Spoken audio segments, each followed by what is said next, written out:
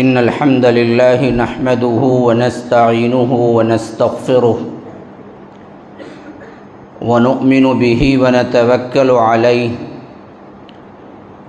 ونعوذ بالله من شرور أنفسنا ومن سيئات أعمالنا من يهده الله فلا مضل له ومن يضلل فلا هادي له وأشهد أن لا إله إلا الله وحده لا شريك له وأشهد أن محمدًا عبده ورسوله أما بعد فإن خير الحديث كتاب الله وخير الهدي هدي محمد صلى الله عليه وسلم وشر الأمور محدثاتها وكل محدثة بدعة وكل بدعة ضلالة وفي رواية وكل ضلالة في النار فأعوذ بالله السميع العليم من الشيطان الرجيم من همزه ونفسه ونفخه قل هل ننبئكم بالأخسرين أعمالا الذين ضل سعيهم في الحياة الدنيا وهم يحسبون أنهم يحسنون صنعا اللهم أرنا الحق حقا وارزقنا اتباعه وأرنا الباطل باطلا وارزقنا اجتنابه اللهم علمنا ما ينفعنا وانفعنا بما علمتنا وارزقنا علما رب اشرح لي صدري ويسر لي أمري واحلل عقدة من لساني يفقه قولي۔ اس اللہ کے نام سے ابتدا جس کے ناموں کی کوئی انتہا ہی نہیں۔ وَلَوْ أَنَّ مَا فِي الْأَرْضِ مِنْ شَجَرَةٍ أَقْلَامٌ وَالْبَحْرُ يَمُدُّهُ مِنْ بَعْدِهِ سَبْعَةُ أَبْحُرٍ مَا نَفِدَتْ كَلِمَاتُ اللَّهِ۔ اس ذات اقدس پر کروڑوں درود و سلام ہوں جو تمام جہانوں کے لیے رحمت للعالمین بن کے آئے تھے۔ اللہم صلی علی محمد وعلی آل محمد كما صليت على إبراهيم وعلى آل إبراهيم إنك حميد مجيد وبارك على محمد وعلى آل محمد كما باركت على إبراهيم وعلى آل إبراهيم إنك حميد مجيد۔ محترم صدر جلسہ،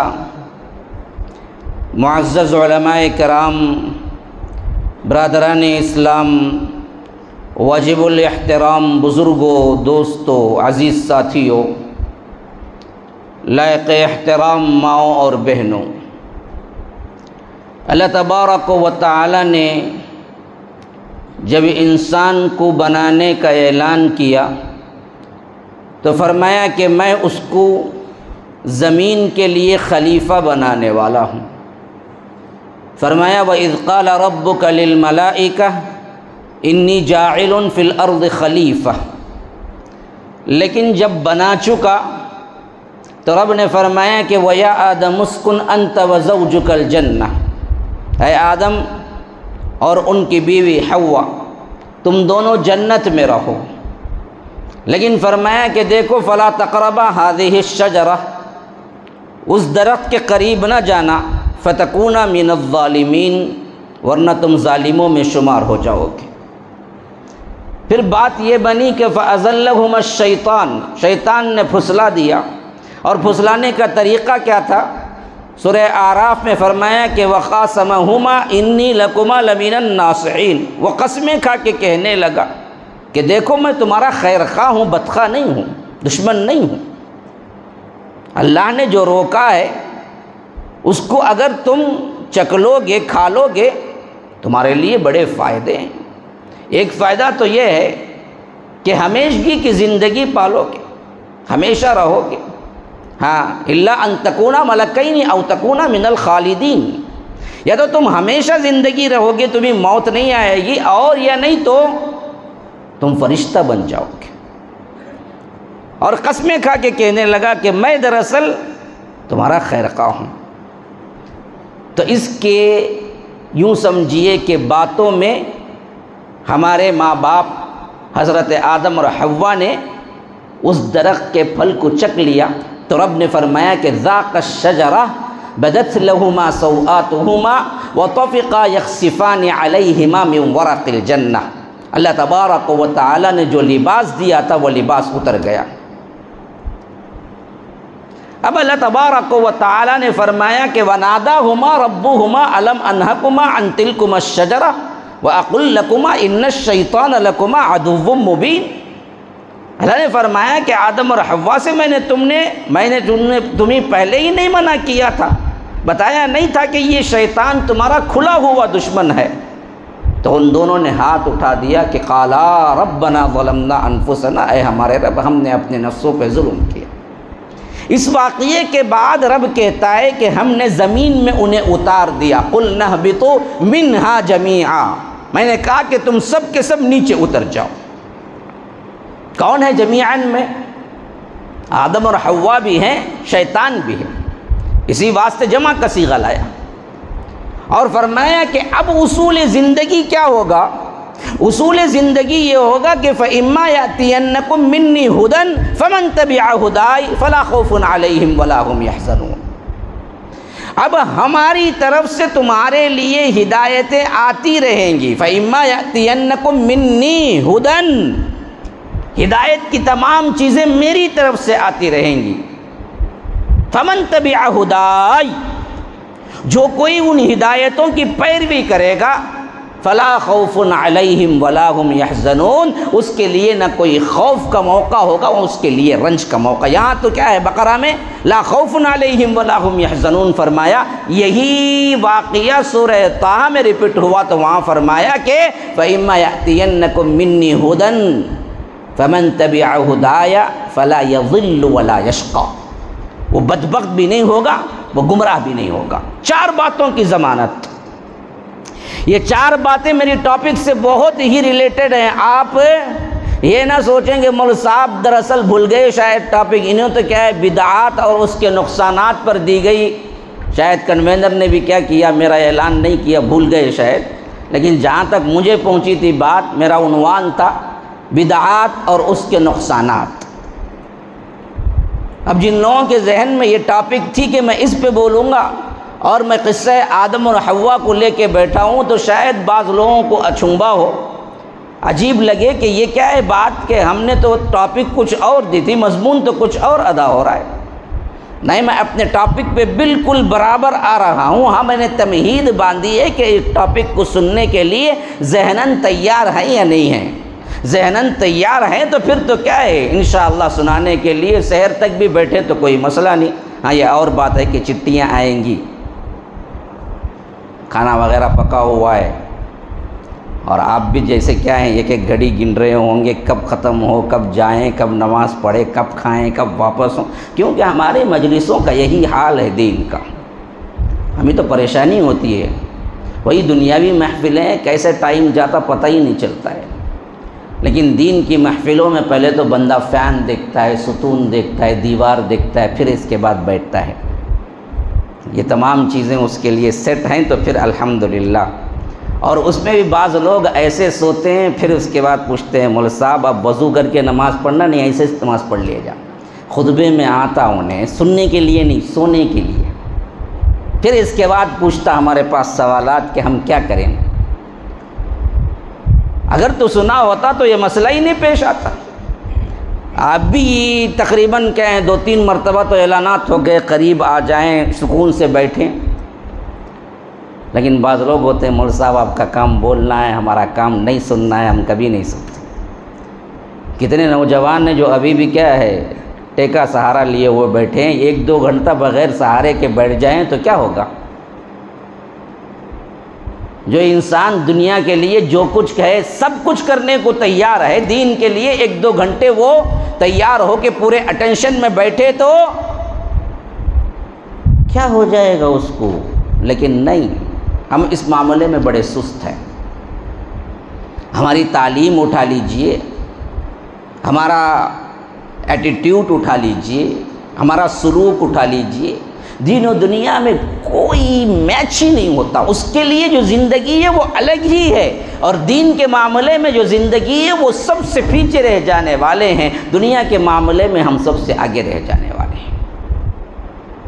جن لوگوں کو واقعتاً تحقیق کی ضرورت ہے وہ لے لیں، میں ان پہ اعتراض نہیں کر رہا ہوں، لیکن جن کو ضرورت نہیں ہے وہ تو کم از کم قریب آ کے بیٹھے نا جی۔ یہ تو کیا ہے، وہ مجلس ہے جس میں فرشتے اپنے پروں کو پھیلا دیتے ہیں، اور فرشتوں کو کیوں تکلیف دینا کہ کہاں کہاں پھیلاتے پھریں گے، ایک وہاں بیٹھا ہوا ہے، ایک یہاں بیٹھا ہوا ہے، سب مجلس میں اکٹھے ہو کے بیٹھیں گے تو اللہ تبارک و تعالیٰ کے فرشتے پروں سے ڈھانپ لیتے ہیں، اللہ کی سکینت نازل ہوتی ہے، وَنَزَلَتْهُمُ السَّكِينَةُ، اللہ تبارک و تعالیٰ سکینت نازل کرتا ہے، وَغَشِيَتْهُمُ الرَّحْمَةُ، اللہ کی رحمت ڈھانپ لیتی ہے انہیں۔ تو یہ محفل ہے بہت ہی قیمتی محفل، اس کے لیے تمنائیں ہونی چاہیے کہ اللہ تبارک و تعالیٰ ایسی محفلیں ہمیں عطا کرے، لیکن ہمارے اندر اس کا کوئی جوش و خروش دکھتا نہیں ہے۔ بہرکیف اگر آپ سننے کے موڈ میں ہیں تو میں آپ کو سنا دوں، ورنہ نہیں تو پھر اللہ اللہ خیر صلی اللہ آپ بھی جائیے، مجھے بھی بہت کام ہے۔ سننے کے موڈ میں ہیں؟ ہاں تو کب تک؟ سحری تک؟ چلو بھائی ماشاءاللہ، شیخ پکڑ کے رکھ لینا بعد میں بھی، نماز کے بعد بھی کیا ہے، دروازہ بند کر کے یہیں بٹھا دیں، تہجد پڑھتے رہو۔ تو بہرکیف میرا ٹائم ویسے بھی مجھے نہیں بتایا گیا کہ شیخ ذرا بتا دیں، اچھی بات ہے۔ دیکھیے اب سے 1 گھنٹہ ہے، نہ جب سے بیٹھا ہوں تب سے 1 گھنٹہ ہے، اچھی بات ہے۔ شیخ بھی سوچتے ہیں کہ 1 گھنٹہ نکل گیا تو پھر میں مسئلے میں پڑ جاؤں گا، بہرکیف ایسی بات نہیں ہے، بس چند چیزیں خوشگوار ماحول ہو جائے تو سمجھنے میں آسانی ہوتی ہے۔ تو میں بتایا تھا کہ اللہ تبارک و تعالیٰ نے فرمایا کہ دیکھو فَإِمَّا يَأْتِيَنَّكُم مِّنِّي هُدًى فَمَن تَبِعَ هُدَايَ فَلَا خَوْفٌ عَلَيْهِمْ وَلَا هُمْ يَحْزَنُونَ، اس کے لیے رنج اور اس کے لیے خوف کا موقع نہیں ہے۔ تو ہمیں فرمایا کہ فَلَا يَضِلُّ وَلَا يَشْقَى، وہ گمراہ نہیں ہوگا، بدبخت نہیں ہوگا، لیکن ہوگا کیا؟ ہدایت یافتہ ہوگا جی، جنتی ہوگا جی، اللہ کا مقرب ترین بندہ ہوگا جی۔ کب؟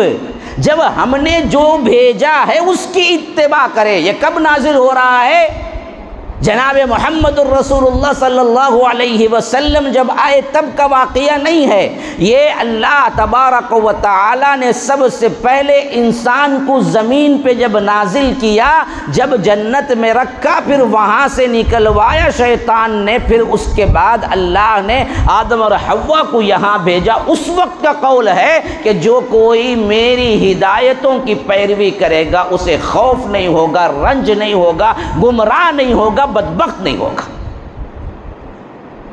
اب یہ 4 چیزیں ہم میں ہیں، ذرا سوچ کے دیکھیے آج ہمارے معاشرے میں کیا یہ 4 چیزیں نہیں ہیں؟ غمگین ہم نہیں ہیں، خوف سے ڈرے سہمے ہم نہیں ہیں، گمراہی میں ہم نہیں ہیں، بدبختی میں ہم نہیں ہیں۔ یہ 4 کنڈیشن جو اللہ رب العالمین نے اعلان کیا کہ اترتے وقت ہی حضرت آدم علیہ السلام کے لیے کہ اب میری ہدایتوں کی جو بھی پیروی کرے گا یہ 4 نہیں ہوں گے، لیکن یہ 4 میں ہم مبتلا ہیں، پھر تو ہم نے ہدایتوں کی پیروی نہیں کی۔ ورنہ رب کا قول تو کبھی جھوٹا نہیں، ومن اصدق من اللہ حدیثا، اللہ سے زیادہ سچ بولنے والا کون ہو سکتا ہے؟ اللہ کے ساتھ کذب اور اللہ کے ساتھ جھوٹی بات ہونے کی ہم دراصل حاشیے دماغ میں بھی نہیں لا سکتے ہیں۔ اللہ نے تو اپنا قول سچ کر دکھایا، سچا ہے، ہم اس کی اتباع، ان ہدایتوں کی اتباع کرنے میں مخلص نہیں ہیں، ایرے غیرے نتو خیرے سب کی باتیں ہم نے دین بنا لی، تو پھر رب العالمین نے وہ 4 شرائط ہم سے اٹھا لیا۔ آج پورا مسلمان تھر تھر کانپ رہا ہے، کیا ہوگا پتہ نہیں، یہ گورنمنٹ ہے، ہاں 14 میں آئی، پتہ نہیں اگلا الیکشن بھی جیت گیا تو کیا ہوگا۔ ہمارے وجود کے لیے بھی ہم پریشان ہیں کہ جگہ ملے گی یا نہیں ہندوستان میں۔ اسی لیے میں ہمیشہ کہا کرتا ہوں کہ اگر ہم ابھی بھی سوچ بچار سے کام نہ لیں گے تو یاد رکھیے ہماری داستان تک بھی نہ ہوگی داستانوں میں۔ اندلس آپ کے لیے بہت بڑا نمونہ ہے، جہاں پر 800 سال سے زیادہ مسلمانوں کی حکومت تھی، لیکن وہاں پر مسجدیں آج کلب اور شراب خانے اور استبل کی جگہیں بنا دی گئی ہیں۔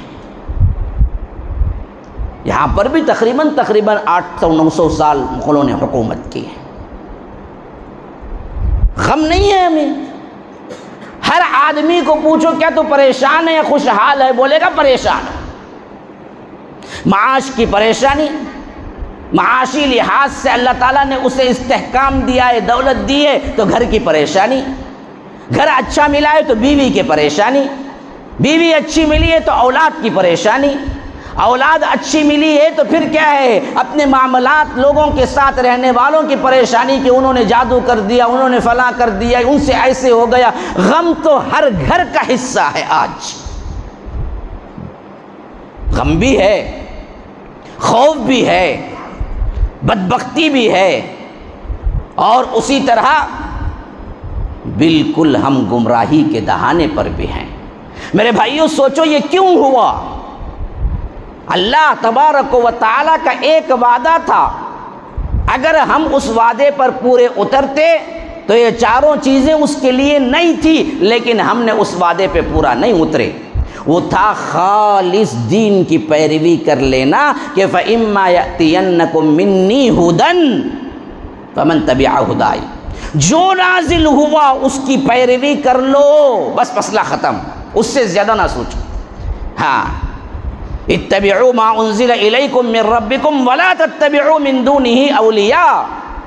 دیکھو اللہ تبارک و تعالی نے جو کچھ نازل کیا ہے اس کی اتباع کرو، اس کے علاوہ کسی ولی کی اتباع نہ کرو۔ عجیب لگتا ہے نا، ولیوں کے لیے آج ہمارے عقائد بدلے۔ جب یہ آیت اترتی اس وقت کوئی ولی کا تصور تو نہیں تھا، بتوں کا تھا، لیکن اللہ نے لفظ ولی لا کے ثابت کر دیا کہ یہ رب العالمین کا کلام ہے، قیامت تک کے بگڑے ہوئے انسانوں کے لیے ہدایت ہے۔ لفظ یہ ایسا لایا کہ اس وقت بھی فٹ ہو گیا، آج بھی فٹ ہو گیا۔ ولیوں کی پوجا پاٹ میں، بدعت و خرافات میں، ان کے لیے عرس اور ان کے لیے چادریں چڑھانے میں، ان کے لیے بدعات اور ان کے لیے عود بتی لے جانے میں تمہاری کوئی بھلائی نہیں ہے۔ خالص اللہ نے جو نازل کیا ہے اسی کی اتباع کرو۔ یہی تھا سب سے پہلا آرڈر جو انسان اس دنیا میں آیا، اور اسی کی تبلیغ اور اسی کی اللہ رب العالمین نے بقا کے لیے کروڑوں انبیاء کرام کو اس کے بعد بھیجا۔ یہ نسل انسانی چلتی رہی، جب بھی بگاڑ آیا اللہ تبارک و تعالی نے کسی پیغمبر کو بھیجا اصلاح کرنے کے لیے۔ اس میں سب سے پہلی اصلاح شرک، اور اس کے بعد اصلاح خالص دین، الا للہ الدین الخالص، دین خالص میں کسی کو شریک نہ کرو، دین سارا کا سارا اللہ تبارک و تعالی کا ہے۔ یہاں تک کہ آتے آتے آتے آتے نبی آخر الزمان جناب محمد الرسول اللہ صلی اللہ علیہ وسلم کو مبعوث فرمایا، اور ان کی زندگی مبارکہ کا وہ پورا تسلسل دیکھتے جائیں، جو نبوت 1 سے لے کر 23 تک چلتی ہے، مکی زندگی کے 13 سال، مدنی زندگی کے 10 سال، اور مدنی زندگی میں خاص طور پر اسلامی مملکت کا اسٹیبلیشن ہونے کے بعد آپ دیکھتے جائیں ایک ایک حرکت جو کہ اللہ کے رسول صلی اللہ علیہ وسلم کے ہمارے لیے نمونہ، اسوہ اور سنت قرار دیا گیا، کس طرح آگے بڑھی، یہاں تک کہ حجۃ الوداع پیش آیا۔ 10 ہجری ذی الحج کا مہینہ، حج کے ایام، عرفے کا دن، جمعہ کا دن، اللہ کے رسول صلی اللہ علیہ وسلم اونٹنی پہ سوار، یہ سب سے بڑا گفٹ اور سب سے بہترین آیت نازل ہو گئی سورہ مائدہ کی 3، فرمایا کہ الیوم اکملت لکم دینکم واتممت علیکم نعمتی ورضیت لکم الاسلام دینا۔ الیوم فرمایا کہ آج میں نے اکملت لکم دینکم، تمہارے دین کو مکمل کر دیا، واتممت علیکم، اور میں نے تم پر تمام کر دی، کیا؟ نعمتی، میری نعمت کو، ورضیت لکم، اور میں تم سے راضی ہو گیا، الاسلام دیناً، اسلام کو دین، یعنی دین کا مطلب کیا ہے؟ قانون کی حیثیت سے میں نے قبول کیا۔ اب اس شریعت میں نہ ایک سر مو انحراف ہو سکتا ہے، نہ کوئی زیادتی ہو سکتی ہے، نہ کمی۔ ہم نے اس دین کو مکمل کر دیا، اور یہ دین میری سب سے بڑی نعمت تھی، میں نے اپنی نعمت تم پہ تمام کر دی۔ اب اس کے بعد شمع برابر کوئی زیادتی قبول نہیں کی جائے گی، کوئی کمی قبول نہیں کی جائے گی۔ تمام شریعتیں منسوخ، شریعت موسوی ہے منسوخ، اس سے پہلے کے شرائع ہیں سب منسوخ۔ کل جعلنا شرعۃ ومنہاجا، ہر ایک امت کے لیے ایک ایک شریعت تھی، سب منسوخ۔ فرما دیا کہ اب قیامت تک ایک ہی شریعت ہے، ان الدین عند اللہ الاسلام، اللہ نے دین اسلام کو پسند کیا، ومن یبتغی غیر الاسلام دینا فلن یقبل منہ، اگر اسلام کو چھوڑ کر تم کسی اور دین کا تلاش کرتے ہو، پوری زندگی سجدے میں سر رکھ کے گزار لو، ہم قبول کرنے والے نہیں، ہمارے پاس نہیں چلے گا۔ خانقاہی دین چاہتے ہو، پوری زندگی غاروں میں گزار لو، لیکن رب کی نظر میں قبول نہیں۔ دہریت چاہتے ہو، جو چاہے کرو، پوری انسانیت کا بیڑا اٹھا لو، لیکن قبول نہیں۔ صوفیت کا دین چاہتے ہو، جتنی چاہے تپسیائیں کرو، جتنا چاہے مالے ڈال کر کے تسبیحات کرو، رب کے پاس قابل قبول نہیں۔ اماموں کا دین چاہتے ہو، رب کے پاس قابل قبول نہیں، جو چاہے تم اپنے امام کے لیے بنا دو، معصوم عن الخطا بھی بنا دو، لیکن رب کے پاس نہیں چلتا۔ دین ایک ہے، وہ اسلام ہے، اس کے اندر نہ کوئی زیادتی نہ کوئی کمی ہوگی، اسے مہر لگا دی گئی جناب محمد الرسول اللہ صلی اللہ علیہ وسلم کی مہر۔ اللہ کے رسول صلی اللہ علیہ وسلم نے جو بتا دیا بتا دیا۔ اللہ کے رسول صلی اللہ علیہ وسلم کوئی ایسے خیر کو نہیں چھوڑا جو خیر ہونا بتایا ہو۔ اللہ کے رسول صلی اللہ علیہ وسلم نے کوئی ایسے شر کو نہیں چھوڑا جو شر ہو، برا ہو، اور اللہ کے رسول نے بتایا ہو۔ کامل و اکمل و اتم اس دین کو چھوڑا، اس کے اندر نہ کوئی نئی چیز کی ایجاد، نہ اس کی کوئی گنجائش، حتیٰ کہ اللہ کے رسول صلی اللہ علیہ وسلم نے اس بات کی وضاحت کے لیے ہر خطبے میں یہ الفاظ کہا کرتے تھے جو میں نے ابھی کہے۔ ہاں، ایاکم ومحدثات الامور، لوگوں نئی نئی بدعات سے، نئی نئی چیزوں سے بچتے رہو۔ ہاں، ہر نئی چیز گمراہی ہے، کل بدعۃ ضلالہ وکل ضلالۃ فی النار، ہر نئی چیز گمراہی، اور ہر گمراہی جہنم کی آگ کی طرف لے جانے والی ہے، خواہ تمہارے اعتبار سے کتنی خوبصورت ترین کیوں نہ ہو جائے، اللہ کے ہاں قابل قبول نہیں۔ تو معلوم ہوا اس شریعت کو کامل و اکمل و اتم بنا کے بھیجنے کے بعد اب دراصل کوئی نئی چیز اللہ کے ہاں قابل قبول نہیں، خواہ وہ تمہارے لیے عبادات کی شکل کے ہوں، معاملات کی شکل کے ہوں۔ رب راضی نہیں ہے، راضی اللہ تبارک و تعالی تبھی ہے جب جناب محمد الرسول اللہ صلی اللہ علیہ وسلم کی اطاعت میں۔ ایک موٹی سی مثال، نماز فجر 2 رکعت، ظہر 4 رکعت، عصر 4 رکعت، مغرب 3، عشاء 4۔ اب کوئی بندہ کہتا ہے عجیب بات ہے جی، صبح میں تکلیف ہے ہم کو اٹھنے میں نیند سے، اور کبھی کبھی ٹھنڈ کے موسم میں اور پریشانی، پھر میں اٹھوں، تیاری کروں، وضو کروں، پھر میں آؤں اتنی دور سے مسجد کے لیے، لیکن حکم ہے صرف 2 رکعت۔ نہیں جی، یہ تو میری سمجھ میں نہیں آ رہا ہے۔ میں ایسا کرتا ہوں کہ نماز فجر کو میں 4 رکعت پڑھتا ہوں۔ اتنی مشقت کے بعد نیند چھوڑا میں نے، ٹھنڈ میں اٹھ کے آیا، فاصلہ طے کیا، ویسے ظہر بالکل شام، یا یوں سمجھیے کہ روشن دن کے وقت انسان سب باہر ہی ہوتے ہیں، ان میں پڑھنے میں کوئی تکلیف نہیں ہے۔ جب اس میں 4 ہے تو فجر میں بھی 4 کیوں نہیں؟ وہ آ کے کہے اور 4 نماز پڑھ لے، 4 رکعت، قبول ہوگی؟ کیوں جی، کیا غلطی کی اس نے؟ اچھا ہی تو کیا۔ ہاں، جو 2 فاتحہ زائد پڑھے، 2 قیام زائد کیے، 2 رکوع زائد کیے، 4 سجدے زائد کیے، تسبیحات زائد کیے، سب کچھ زائد ہی تو کیا، اور کیا بھی سب نیکی کے کام۔ کون سی برائی کی؟ کون سا تھیٹر کو گیا؟ کون سا گانا گایا؟ کون سا غلط کام کیا؟ لیکن آپ سب نے بلا کسی سوچے سمجھے فوری کہا کہ نہیں قبول۔ کیوں؟ اللہ کے رسول صلی اللہ علیہ وسلم نے نہیں بتایا۔ اسلام میں فجر کی 2 ہی رکعت ہیں۔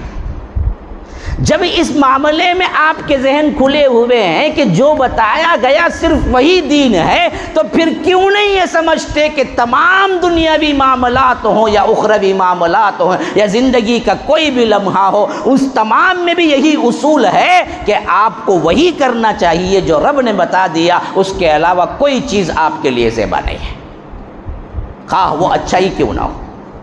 نماز فجر ہوئی، الفاتحہ، کون بھائی بولا ہے؟ بھائی کیا بھائی غلطی کرے انہوں؟ 3 سورے زائد پڑھتے بھائی، غلطی کی؟ میں پوچھتا ہوں، نماز فجر کو 2 رکعت سے 4 رکعت بنا کے کیا غلطی کی؟ تب آپ نے نہیں کہا نا اس کو؟ ہاں، یہ اصول یہاں پر بھی رکھو۔ ہمارے اندر عمومی مساجد میں فجر کے بعد ایک فاتحہ، عصر کے بعد ایک فاتحہ۔ بعض لوگ بولتے ہیں افضل الذکر لا الہ الا اللہ۔ لا، میں پوچھتا ہوں، افضل الذکر سے کوئی انکار نہیں کرتا ہے، لا الہ الا اللہ ہے، لیکن کیا کبھی اللہ کے رسول صلی اللہ علیہ وسلم نے نماز فجر کے بعد افضل الذکر کہا اور صحابہ نے مل کے لا الہ الا اللہ لا الہ الا اللہ ایسے پڑھا؟ جب نہیں پڑھا تو آپ کیوں؟ ارے کیا بھائی کرتے ہیں، ذکر کرتے ہیں نا بھائی، کیا غلطی کرتے ہیں ہمیں؟ تو نماز فجر 2 رکعت کی جگہ 4 رکعت پڑھنے والا بھی تو کوئی غلطی نہیں کیا نا۔ پھر وہاں آپ نے کہا کہ غلط ہوئی، تو یہاں بھی غلط ہے، باوجود اچھی چیز ہے۔ ہاں، اور اسی طرح ہمارے اندر عید میلاد النبی، ہم کو بتائے 2 ہی عیدیں ہیں، لیکن اب ہمارے اندر جیسے جیسے دنیا میں ترقی بڑھتی ہے نا، ویسے ویسے بدعات میں بھی ترقی بڑھتی ہے ہماری۔ پہلے اتنا غلغلہ نہیں تھا، جب جو آج ہو رہا ہے عید میلاد النبی، کیا ڈانس، کیا باجے ہیں، کیا کیا ڈی جے ہیں، اور کیا کیا نت نئے کام ہیں۔ ارے بھائی یہ میلاد النبی بھائی انہیں گستاخ جی نے، وہابی دستہ جی نے کیا جی ہے خوشی منانے میں؟ اللہ کے رسول صلی اللہ علیہ وسلم اس دنیا میں تشریف لائے تو خوشی منانے میں کیا حرج ہے؟ ہاں ہو جی، برابر اتنا بولتا ہے۔ سوال یہ ہے کہ خوشی منانے میں کوئی حرج ہے یا نہیں ہے، یہ دوسری بات ہے، لیکن ایسی خوشی اللہ کے رسول نے اپنے دور میں صحابہ نے منایا ہے؟ دین تو مکمل ہو گیا۔ اگر میلاد النبی دین کا حصہ نہیں تو کرتے کیوں ہو؟ کیونکہ کوئی بھی شامل ہوتا ہے تو ثواب سمجھ کے شامل ہوتا ہے، ثواب دین ہے۔ اگر یہ دنیا ہے تو پھر تو کرتے کیوں، دین کا نام کیوں دیتے ہو؟ اگر یہ دین ہے اور رسول کو پتہ نہیں تھا تو پھر تو تم نے سب سے بڑا تہمت لگا دیا کہ اللہ کے رسول کو شریعت معلوم نہیں تھی، مکمل ہونے کے باوجود بھی اللہ کے رسول صلی اللہ علیہ وسلم کو معلوم نہیں تھا کہ اپنی میلاد منانا، بعد میں جا کے 400-500 سال بعد امتیوں کو معلوم ہوا، ارے میلاد تو چھوڑ گئے، اب ہم منائیں گے۔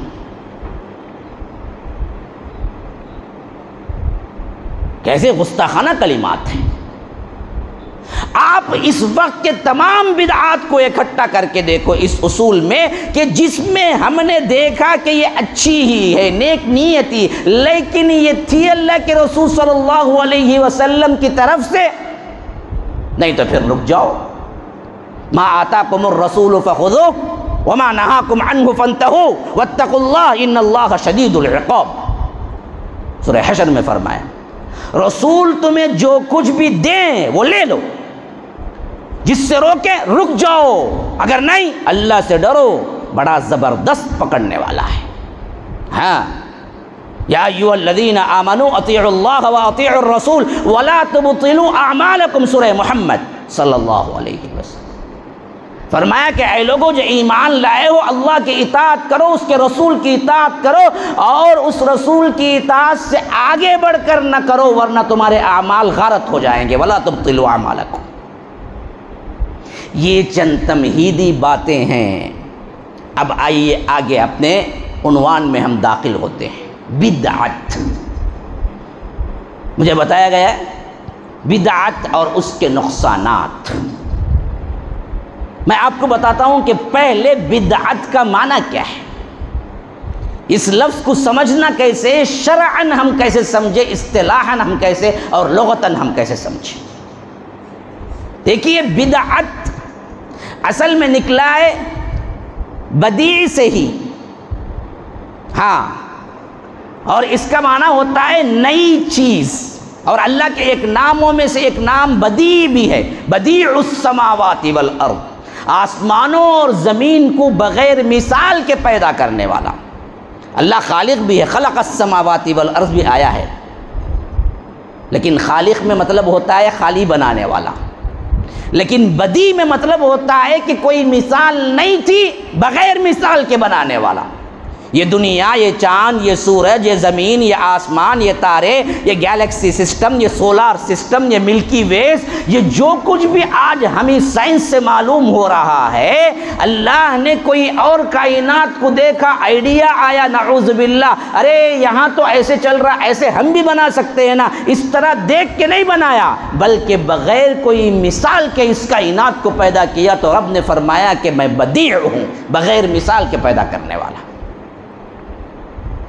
یہی لفظ استعمال ہوا ہے سورہ احقاف میں بھی، قُلْ مَا كُنْتُ بِدْعًا مِّنَ الرُّسُلِ، دیکھو یہ رسول جو تمہارے پاس آئے ہیں یہ کوئی نئے نہیں ہیں، رسولوں کا سلسلہ حضرت آدم، حضرت نوح سے ہم نے شروع کیا، اور ویسے ہی سلسلے میں جناب محمد الرسول اللہ صلی اللہ علیہ وسلم بھی آئے ہیں۔ تو اے بدبختو مشرکین مکہ، تم یہ محسوس نہ کرو کہ اللہ کے رسول جھوٹے ہیں، بلکہ اللہ کے رسول بھی انہی رسولوں کے ساتھ آنے والے سلسلے کی کڑی ہیں۔ تو فرمایا کہ قُلْ مَا كُنْتُ بِدْعًا مِّنَ الرُّسُلِ، کہ اللہ کے رسول صلی اللہ علیہ وسلم کوئی نئے رسول نہیں ہیں۔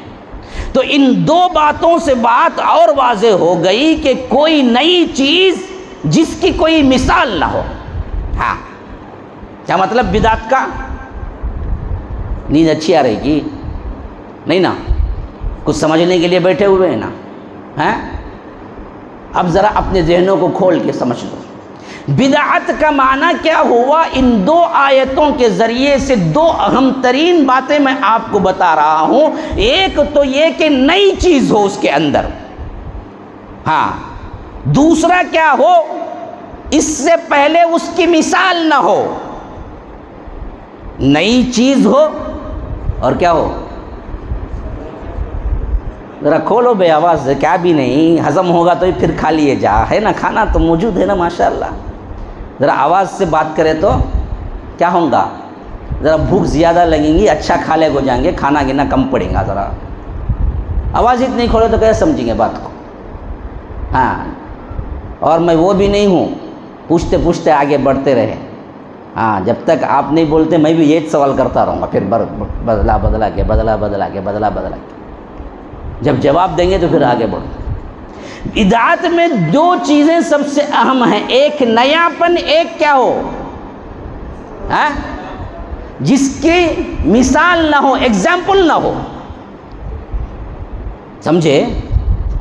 نہیں سمجھے؟ کل آ کے سمجھ لیتے، سو کے اٹھ کے آ کے۔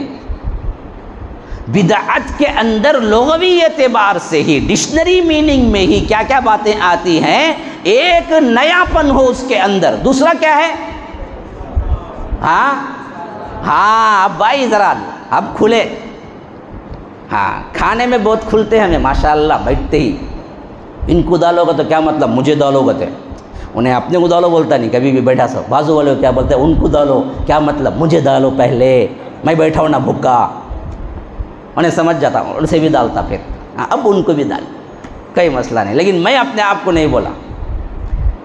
تو ذرا دین میں بھی کھل کے آؤ میرے دوستو۔ جب تک آپ میرا ساتھ نہیں دیں گے میں مضمون کو ادا نہیں کر سکتا۔ جب آپ ساتھ دینے لگیں گے تو پھر مجھے بڑی آسانی ہوگی کہ بات کس حد تک سمجھ رہے ہیں۔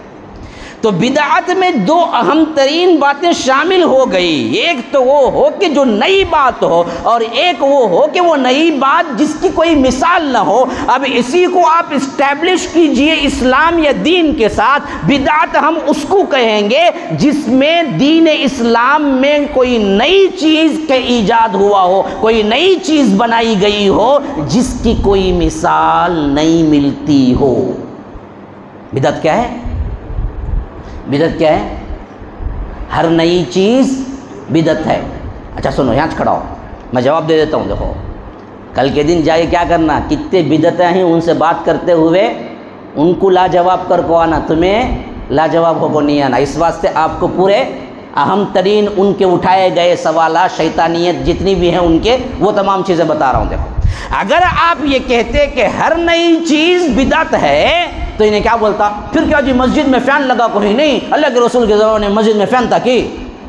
مائک میں بات کرتے نا، اذان میں مائک استعمال کرتے نا، وہی بدعت اتنا اللہ کے رسول کے دور میں تھا کی؟ اب انہیں دیکھتا آہا ہو نا برابر اتنا، اللہ کے رسول کے دور میں فین نہیں تھا نا، مائک نہیں تھی نا، ہو بدعت اتنا۔ اس کے واسطے بولتے ہیں سو بدعت میں دو قسمہ ہی، ایک بدعت حسنہ، ایک بدعت سیئہ۔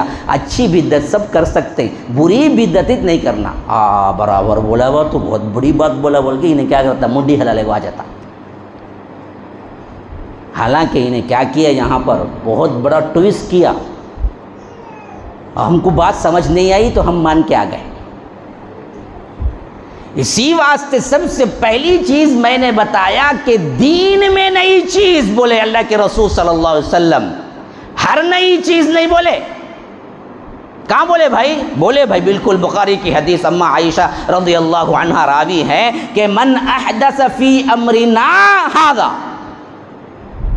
دنیا میں نئی چیز بدعت ہوتی نہیں جی۔ پہلے یاد رکھو، فین دنیاوی ایک چیز بنانے کے اعتبار سے، فین لگاؤ، اے سی لگاؤ، مائک لگاؤ، کیمرہ لگاؤ، ویڈیو بناؤ، اور آگے سے آگے اور آگے سے آگے جاؤ، یہ تمام چیزیں بدعت ہوتی نہیں۔ کیوں؟ اللہ کے رسول نے اس کو بدعت نہیں کہا، بدعت کہا کہ فی امرنا ھذا، کہ میرے دین میں کوئی نئی چیز نکالے۔ دنیا کے حساب سے کوئی مسئلہ ہی نہیں ہے، دنیا میں اس وقت کیا ضرورت تھی، اس دور کے لحاظ سے جتنا بھی کیا تھی ترقی تھی، اس حیثیت سے اللہ کے رسول صلی اللہ علیہ وسلم نے بھی استعمال کیا۔ جنگوں کے لحاظ سے گھوڑے نہیں استعمال ہوئے، اونٹ نہیں استعمال ہوئے، نیزے نہیں استعمال ہوئے۔ اللہ کے رسول صلی اللہ علیہ وسلم مدینہ منورہ کو پہنچے تو وہاں پر جو چیزیں ضرورت کی تھی اس حیثیت سے مساجد نہیں بنائے گئے۔ جتنی زندگی گزارنے کے نارمل چیزیں تھیں اس وقت کے اعتبار سے اللہ کے رسول صلی اللہ علیہ وسلم نے ویسے ہی کیا۔ ہر نئی چیز نہیں ہے، ہر نئی دین میں کی گئی چیز۔ ہاں یہ ممبر، یہ لکڑا، یہ بیوٹی اور یہ خوبصورتی، یہ سب بدعتیں ہیں؟ نہیں، یہ سب چیزیں دنیاوی حیثیت سے حاصل ہوئی ہیں، دنیا میں ترقی کرنے کا نام بدعت نہیں ہے۔ تو نہ فین بدعت ہے، نہ چیئر بدعت ہے، نہ مائک بدعت ہے۔ بدعت کیا ہے؟ دین میں۔ اچھا بھائی، اب ابھی دوسرا تھوڑا اب ذہن کو کھولیں گے تو بات سمجھ آئے گی۔ اب ذرا کیا ہیں نکات، گہری باتیں بتا رہا ہوں۔ دین میں کوئی چیز نئی ایجاد کر لی جائے، اللہ کے رسول صلی اللہ علیہ وسلم نے فرمایا فی امرنا ھذا ما لیس من، میری طرف سے وہ نہیں ہو فہی رد، وہ مردود ہے۔ اچھا، جب دین میں نئی چیز ایجاد کر لی جائے تو بدعت ہے، تو انہیں بولتا تب تمہیں قرآن پڑھتے نہ مصحف ایسا تھا کہ اللہ کے رسول کے زمانے میں یہ بدعت نہیں کی؟ کہاں ہمارے ذہنوں کو کیا کیا جاتا، خراب کیا جاتا، یاد رکھو۔ اللہ کے رسول صلی اللہ علیہ وسلم تو اپنے دور میں صرف 3 دن ہی نماز تراویح پڑھے، تمہیں پورے 30 دن پڑھتے نا، وہ کہاں سے پڑھتے سو؟ وہ بدعت نہیں کی۔ اب ہمارے بھائی پریشان ہو نا جی، برابر اتنا یہ دین میں نہ آیا ہے، پھر یہ بھی بدعت ہوگی نا۔ اس واسطے بولتے سو بدعت حسنہ بدعت سیئہ بول کو ہے، اچھی بدعت سب کر سکتے ہیں جی، چادراں چڑھا سکتے ہیں، درگاہوں کو جا سکتے ہیں، بوندیلے کو کھا سکتے ہیں، وہاں زبان دال کو چاٹ سکتے ہیں، یہ سب اچھے چیزاں جی، برے نہیں کرنا بولے سو۔ صحیح کیا یہ بات؟ کیا بھائی صحیح غلط؟ صحیح غلط کیسے جی غلط؟ بات اچھی طرح سمجھو، ایسا سمجھنا کہ کل کے دن آنکھوں میں آنکھیں ڈال کے بات کرنے کی قوت ہونا ہے کہ ہم نے بدعت کو اچھی طرح سمجھ لیا، کہیں سے بھی ٹویسٹ کیا تو ہمیں پہلے ہی معلوم ہے وہ تمام احادیث جہاں سے تو ٹویسٹ کر کے ہم سے بیان کرے گا۔ ہاں، جب تک علم کی پختگی نہیں آئے گی ہمارے اندر، پھر تو ہم ہر کسی کے جھانسے میں آ جا سکتے ہیں۔ تو یاد رکھو، اسی واسطے میں نے سب سے پہلے بتایا کہ وہ چیز جس کی مثال نہ ہو پھر لا کے یہاں فٹ کرو۔ دین میں کوئی نئی چیز جس کی کوئی مثال نہ ہو، اب یہ لا کے فٹ کرو۔ بدعت کیا ہوئی تب؟ دین میں کوئی نئی چیز جس کی کوئی مثال نہ ہو اللہ کے رسول صلی اللہ علیہ وسلم کے زمانے میں، وہ بدعت ہوگی۔ ہاں، جس کی مثال ہو، ترقی بعد میں ہوئی ہو، وہ بدعت نہیں ہوتی۔ کیسے؟ قرآن کا مصحف اٹھا لیجئے، اللہ کے رسول صلی اللہ علیہ وسلم کے زمانے میں لکھنے کا رواج تھا، قرآن لکھا گیا، کاتبین وحی تھے، حضرت معاویہ کاتبین وحی میں سے تھے، زید بن ثابت کاتبین وحی میں سے تھے، لکھا جاتا تھا۔ کس شکل میں لکھا جاتا تھا؟ بڑی بڑی ہڈیوں میں لکھا جاتا تھا، اسی طرح کیا ہے چھالوں میں لکھا جاتا تھا، اسی طرح کیا ہے پتھر جو سلیں ہوتی تھی، باریک سلیں، ان سلوں پہ لکھا جاتا تھا۔ تو لکھنا بھی موجود ہے، چیزوں پہ لکھنا بھی موجود ہے، اکٹھا کرنا بھی موجود ہے، تمام چیزیں ثابت ہیں۔ اللہ کے رسول صلی اللہ علیہ وسلم کے بعد صدیق اکبر کے دور خلافت میں اس کو اکٹھا کیا گیا، حضرت عثمان کے دور خلافت میں اس کو ایک قرات پر جمع کیا گیا۔ تو لکھنا ثابت ہے، اصل اندر ثابت ہے، اس کی ترقی ہوئی۔ یہ مصحف کی شکل جو آج ہم دیکھتے ہیں، اس میں کوئی بدعت نہیں۔ کیوں؟ اس کے اصل موجود ہے، لکھنا اصل موجود ہے۔ یہی دینی محفلیں کوئی کہتا ہے کہ اس طرح بیان کرتے تھے کیا جمعہ کے دن شام کو اللہ کے رسول صلی اللہ علیہ وسلم؟ نہیں۔ پھر یہ بدعت ہوئی نا؟ نہیں۔ پھر اسے تم ثوابی کہتے ہو نا؟ ہاں۔ کیوں؟ اللہ کے رسول صلی اللہ علیہ وسلم کے زمانے میں یہ اصل تو ثابت ہے کہ اللہ کے رسول صلی اللہ علیہ وسلم مجالس دینی منعقد کرتے تھے، آتے تھے، نصیحتیں کرتے تھے، حتیٰ کہ یہاں تک ثابت ہے کہ بعض خواتین آئی اور کہا کہ اللہ کے رسول صلی اللہ علیہ وسلم آپ ہمیشہ مردوں کے ساتھ رہتے ہیں، ان کے لیے نصیحت، لیکن ہمارے لیے کیا؟ تو اللہ کے رسول ہفتے میں ایک دن خاص خواتین کے لیے بھی مقرر کیا۔ تو اس کی اصل موجود ہے، جس کی اصل موجود ہے اس کی ترقی ہوئی ہے تو وہ بدعت نہیں ہوتی۔ اچھا، اب آگے آؤ، پھر آپ کوئی ایسی بات بتائیے جس سے ہم فوری طور پر بدعت ہے یا سنت ہے یا آ کر بدعت نہیں ہوتی، ہم کیسے سمجھ جائیں؟ میں عوامی لحاظ سے گفتگو کر رہا ہوں، اچھی طرح ذہنوں میں بٹھا لینا۔ ہر وہ کام جو دین کی حیثیت سے اللہ کے رسول صلی اللہ علیہ وسلم اپنی زندگی مبارکہ میں کر سکتے تھے اور نہیں کیا، وہ بدعت ہے۔ اچھی طرح سمجھ لیں،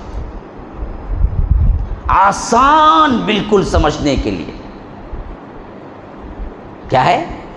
ہر وہ کام جو اللہ کے رسول صلی اللہ علیہ وسلم اپنی زندگی میں کر سکتے تھے مگر نہیں کیا، بعد والے اسے دین کہہ کے کر رہے ہیں، تو وہ بدعت ہے۔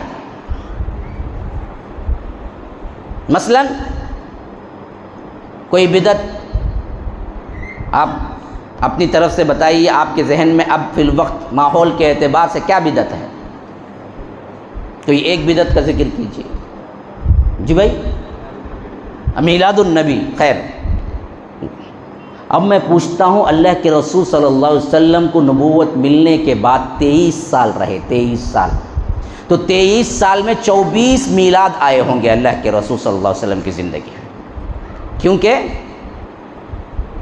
ہجری اعتبار سے اور زیادتی ہو جاتی ہے۔ اچھا خیر، 23 سال میں 23 ہی رکھ لیں، 23 بار میں کیا اللہ کے رسول صلی اللہ علیہ وسلم صحابہ کو بلا کے نہیں کہہ سکتے تھے کہ آج میرے پیدائش کا دن ہے، اس واسطے کچھ کھانے پکاؤ، ہم بھی کھائیں گے، دوسروں کو بھی کھلائیں گے، یا میں نے پکایا ہے لے جاؤ اپنے گھروں میں بانٹو؟ یہ کام کر سکتے تھے یا نہیں؟ کیا بھائی کر سکتے تھے؟ نہیں کر سکتے تھے، کیا نہیں کیا؟ پھر تو صاحب بدعت ہوئی نہیں ہوئی۔ سمپل، اللہ کے رسول صلی اللہ علیہ وسلم اپنی زندگی مبارکہ میں جو کام کر سکتے تھے پھر نہیں کیا، اور اس کے بعد کوئی کہتا ہے کہ یہ دین ہے تو وہ بدعت ہے۔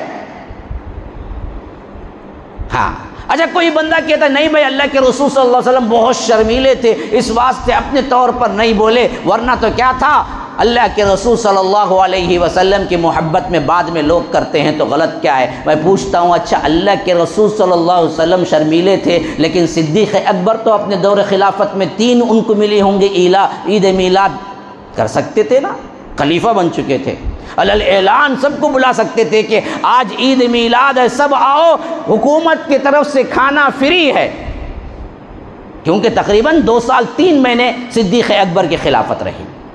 کبھی ہوا؟ حضرت عمر کے تو تقریباً 10 سال پورے ہوئے، 10 سال میں کبھی کسی سال بلایا اور فرمایا کہ دیکھو آج اللہ کے رسول صلی اللہ علیہ وسلم کے پیدائش کا دن ہے اور محبت کا تقاضا یہ ہے کہ مٹھائی بانٹتا ہوں، پورے سرکاری طور پر آج چھٹی ہے اور مٹھائی کھاؤ؟ بولے۔ حضرت عثمان تو 12 سال رہے تقریباً، حضرت علی 4.5 سال رہے، حضرت معاویہ تو 20 سال رہے، لیکن کوئی عید میلاد نہیں ہوئی۔ اللہ کے رسول صلی اللہ علیہ وسلم نے جو چیز نہیں کی، صحابہ نے جو چیز نہیں کی، پھر وہ کیسے آپ کے لیے سنت بن جائے گا؟ اسی طرح کیا ہے، ہمارے اندر ذکر اذکار کے سلسلے کے معاملات، نمازوں کے بعد کے ذکر، اجتماعی دعائیں، امام صاحب جیسے ہی سلام پھیرتے شروع کرتے اللہم صلی علی محمد، حالانکہ دعا کی اصل چیز تو کیا ہے؟ اللہ کی حمد سے شروع کی جائے۔ میں بہت افسوس کرتا ہوں ان علماء کو، خاص کر جو علماء سو ہیں، جو نام کے ہیں، اللہ تعالیٰ حفاظت کرے، ان کو اتنا بھی پتہ نہیں کہ دعا کی شروعات اللہم سے نہیں ہوتی، دعا کی شروعات الحمدللہ سے ہوتی۔ پہلے تعریف ہے، پھر درود ہے، پھر اختتام میں پھر درود ہے، پھر تعریف ہے، درمیان میں دعا ہے، وہ قبول ہوتی ہے۔ اتنا بھی معلوم نہیں بندے کو شروع کرتا اللہم صلی علی۔ اب اللہ کے رسول صلی اللہ علیہ وسلم کیا نماز کے بعد دعا اجتماعی طور پہ کر سکتے تھے یا نہیں؟ بتاؤ نا جی، کیا؟ اب بولیں گے کیا بھائی اجتماعی دعا کرنا غلط؟ کیا بھائی دعا مانگتے بھائی سب مل کے دعا کرے تو قبول ہوتی، بولتے نہیں ویسا کرتے، بالکل صحیح ہے بھائی، لیکن اللہ کے رسول نے نماز کے بعد کیا کیا جبکہ کر سکتے تھے؟ اور مسجد نبوی ہو، صحابہ آمین کہنے والے ہوں، اللہ کے رسول دعا گو ہوں، اور مسجد نبوی جیسی جگہ ہو، ایسے میں دعا زیادہ قبول ہوگی یا ہماری مسجد میں؟ بتاؤ نا کہاں زیادہ قبول ہوگی؟ ہاں مسجد نبوی میں نا جی، وہاں اللہ کے رسول ہر نماز کے بعد دعا کی نہیں کی ہے؟ اگر یہ سنت ہوتی تو اللہ کے رسول صلی اللہ علیہ وسلم کر گزرتے۔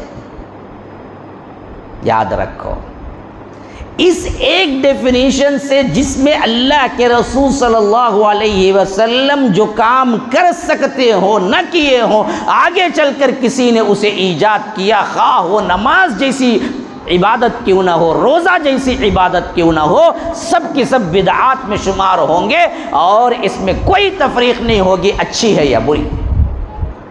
اچھا، یہ اچھی اور بری پہ ایک واقعہ ذہن میں اچھی طرح بٹھا لو۔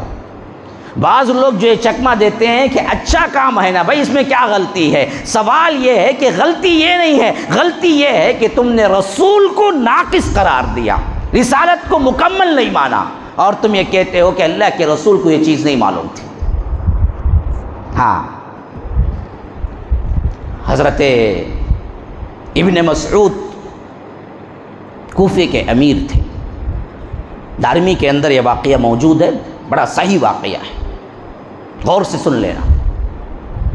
اس وقت امیر کوفہ ابن مسعود ہے رضی اللہ عنہ۔ ایک مرتبہ ابو موسیٰ اشعری کہتے ہیں کہ میں مسجد میں داخل ہوا، وہ بھی وہ وقت جو نماز فجر سے پہلے تہجد کے لیے آتے اور ذکر اذکار میں لوگ بیٹھتے تھے۔ ہاں، میں کیا دیکھ رہا ہوں کہ لوگ جماعت کی شکل میں بیٹھے ہوئے ہیں، اور کھجور کے جو بیج ہیں ایک آدمی اپنی طرف رکھا ہوا ہے، اور ان میں سے ایک مرتبہ کہتا ہے ایک بیج اٹھا کے لوگوں کہو لا الہ الا اللہ، تو سب مل کے کہتے لا الہ الا اللہ لا الہ، پھر وہ اٹھا کے رکھ دیتا۔ کہا کہ لوگوں کہو سبحان اللہ، وہ ایک اٹھا کے رکھ دیتا۔ اس طرح گنتی کے لیے کھجور کے بیج ادھر رکھے ہوئے گنتی کر رہا تھا، اور ایک آدمی سراؤنڈنگ میں لوگ بیٹھے ہوئے تھے، وہ آدمی کہتا کہ لوگوں کہو لا الہ الا اللہ، تو وہ لا الہ الا اللہ کہتے، سبحان اللہ تو سبحان اللہ، الحمدللہ الحمدللہ، اللہ اکبر اللہ اکبر۔ ابو موسیٰ اشعری کہتے ہیں کہ میں جیسے ہی مسجد میں داخل ہوا، یہ کام دیکھ کے پریشان ہو گیا کہ یہ لوگ کرتے کیا ہیں، تو سیدھے میں نکلا ابن مسعود کے گھر کی طرف تاکہ میں ان کو بلا کے لے آ کے بتاؤں کہ یہ کام کیا ہو رہا ہے۔ جب میں گھر کے قریب پہنچا تو دیکھا کہ اور بھی ان کے اسٹوڈنٹس طلبہ سب کے سب لائن بنا کے بیٹھے ہوئے۔ ابو موسیٰ اشعری خود بہت بڑے صحابی ہیں، لیکن ابن مسعود قاری القراء ہیں، وہ صحابہ کے سراسر قرآن کے سمجھنے کے اعتبار سے اماموں کے اندر آتے ہیں۔ ان کی فضیلت یہ تھی کہ ابو موسیٰ اشعری کہتے ہیں کہ میں بھی ان صفوں میں بیٹھنے والوں میں میں بھی بیٹھ گیا انتظار میں، دروازہ نہیں کھٹکھٹایا کہ ان کو بلاؤں، بلکہ ان کے آرام کا خیال اس اعتبار سے کہ وہ باہر نکلے تو بات کروں گا، جیسے ان کے اسٹوڈنٹ بیٹھ کے انتظار کر رہے تھے ویسے ہی میں بھی بیٹھ گیا۔ یہ ہے اہل علم کی قدر۔ آج ہمارے پاس ڈاکٹر کی قدر ہے، انجینئر کی قدر ہے، ہاں آج ہمارے پاس مال والے کی قدر ہے، مال۔ سوسائٹی میں کیا ہے جی، پیسہ آ گیا یوں چلتا، مسجد میں بھی کون کا تو انہیں متولی کا تھے، انہیں آیا تو امام صاحب بھی کیا کرنا، جھک کو سلامہ کرنا۔ بے غیرت ہو چکے ہیں ہم، علم کی کوئی قدر نہ کرے تو پھر تو یاد رکھو ایسا کوئی پیسے والا کیوں نہ ہو، بہت بڑا عہدیدار کیوں نہ ہو، اس کی کوئی بات نہیں چلے گی جہاں تک علم کی قدر ہے۔ یہ علم پیسے والوں پہ بھی بھاری ہے۔ آج ہمارے پاس چاپلوسی آ گئی، ہماری جماعتوں کے اندر بزدلی آ گئی، ہم اہمیت دیتے ہیں تو پیسے کو دیتے ہیں، عہدیدار کو دیتے ہیں۔ اللہ خیر کرے، افسوس ہوتا ہے جب میں اماموں کو دیکھتا ہوں، پورے سرینڈر، آپ جو بولے وہ بولیں گے ہم، آپ نہیں بولے تو نہیں بولیں گے، حالانکہ معلوم ہوتا ہے حق یہی ہے۔ ہاں، مسجد کی کمیٹی بولی فاتحہ بولو، بول دوں گا، بولو کل سے نہیں بولنا، نہیں بولوں گا، مجھے کیا پڑی، کچھ نہیں پڑی، پیسے سے لگا ہوا ہے، آپ تنخواہ دو، مسئلہ ختم۔ ہاں ہیں، کئی ہیں، اکا دکا وہ ہیں جو آپ کے سامنے بیٹھے ہوئے ہیں، جو دین کی تبلیغ کے لیے جد و جہد کرتے ہیں۔ وہ تو کیا ہے، ہمارے اپنوں کا حال دیکھو، غیروں کا حال دیکھو، کوئی ہے ہی نہیں مسئلہ، سب کچھ عہدیداروں کا ہوتا ہے، علم کی کوئی اہمیت نہیں۔ یہاں علم کی قدر دیکھو، ابن مسعود کے دروازے کو کھٹکھٹائے بغیر انتظار میں ابو موسیٰ اشعری جیسی شخصیت بیٹھے ہوئے ہیں، یہاں تک کہ حضرت ابن مسعود باہر نکلتے ہیں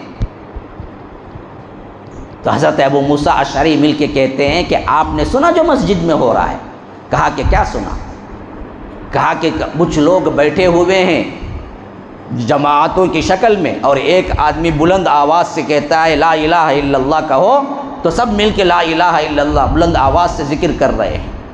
یہ باتیں کرتے ہوئے آتے ہیں یہاں تک کہ مسجد پہنچ جاتے ہیں، اندر داخل ہوتے ہیں تو بالکل وہی حالت جو حضرت ابو موسیٰ اشعری بیان کرتے ہیں۔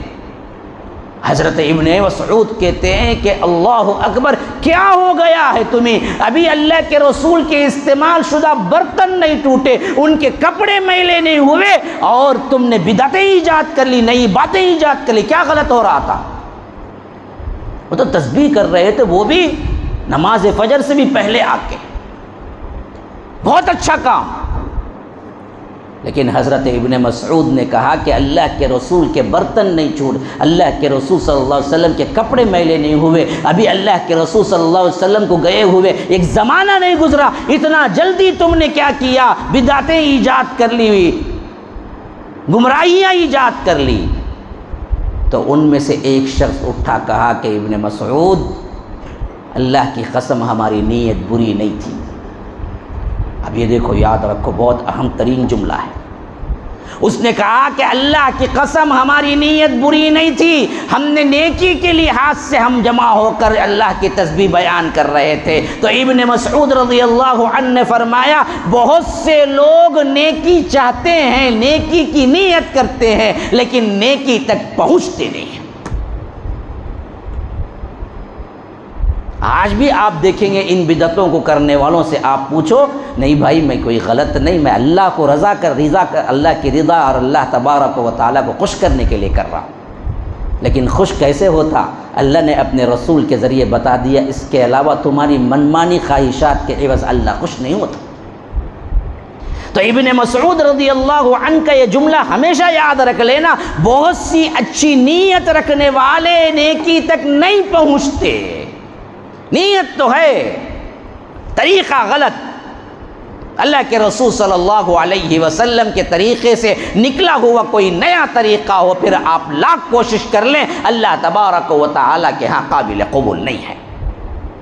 عیدگاہ میں ایک بندہ آیا، عیدگاہ ہماری مسجد میں نہیں ہوتی، عمومی طور پر اللہ کے رسول صلی اللہ علیہ وسلم نے جو سکھایا وہ بالکل کھلا میدان ہے، وہیں پر عیدگاہ میں نماز پڑھتے تھے۔ حضرت علی کے دور خلافت میں عیدگاہ میں ایک شخص آیا، سنت ادا کرنے لگا۔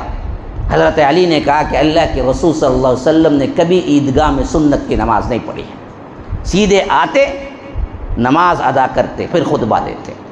وہ آدمی نے عجیب سوال کیا، اس نے کہا کہ اے امیر المومنین، کیا اللہ مجھے نماز پڑھنے پہ عذاب دے گا؟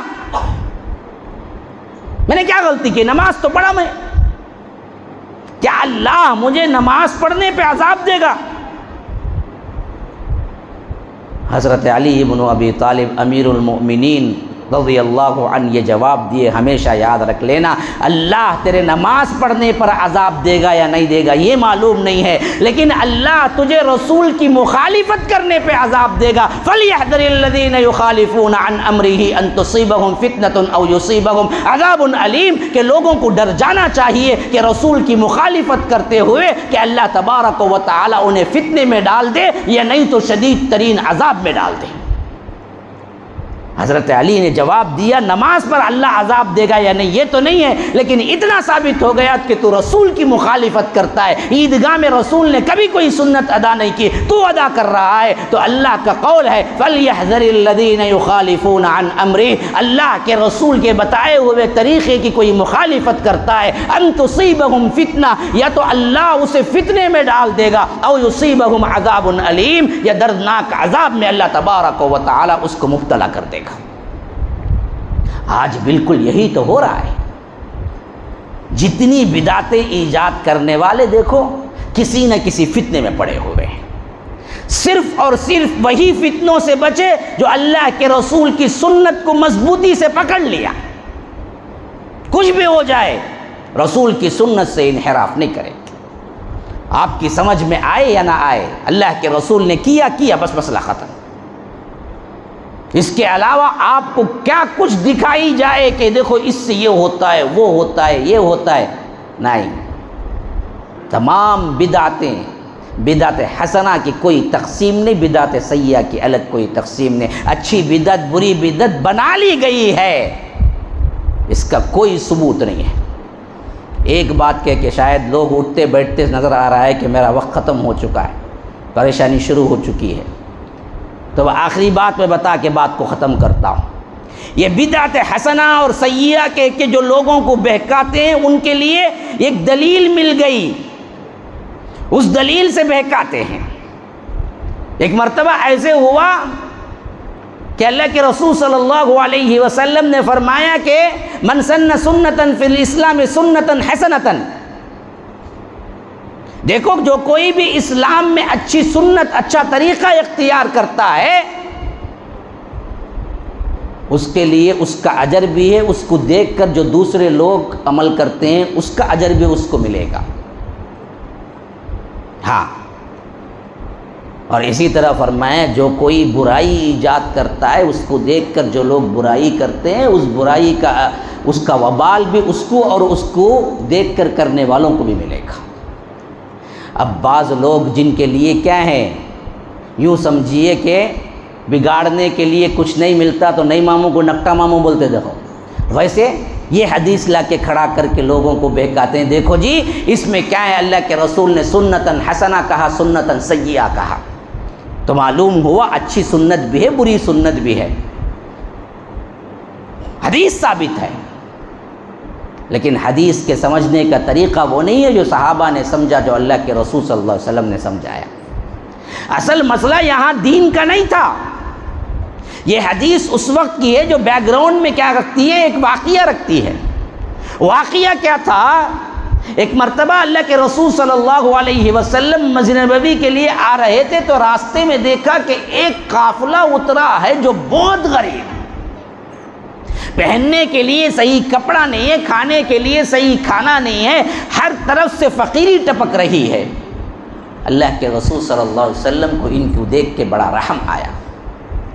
نماز کے بعد اللہ کے رسول صلی اللہ علیہ وسلم نے انفاق پر ابھارا اور لوگوں سے کہا کہ لوگوں ان لوگوں کی مدد کرو۔ دیکھو اسلام نے یہ نہیں دیکھا کہ کون مسلمان ہے غیر مسلم ہے، مسلمان کی مدد نہیں، انسانیت کی مدد۔